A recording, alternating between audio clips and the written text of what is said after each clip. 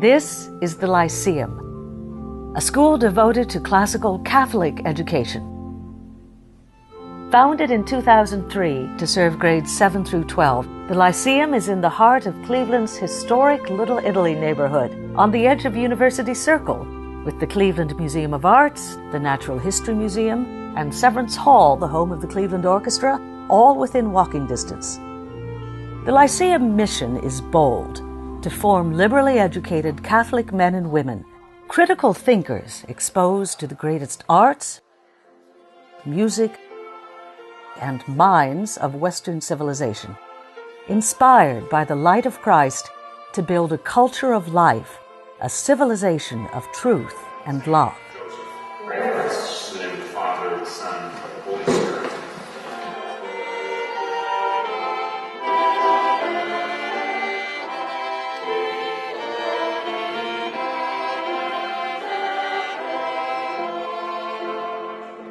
Approaches to education often change like the wind, but the idea behind classical education is that the nature of the mind and the way we learn remain unchanged.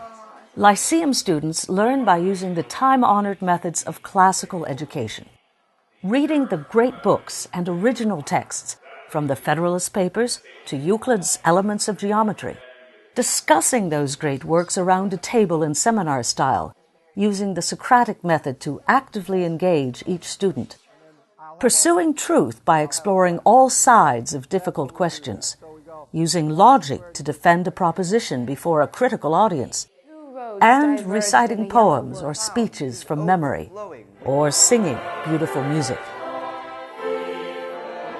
They're able to ponder the material when we use this approach, rather than being passive and being simply talked at.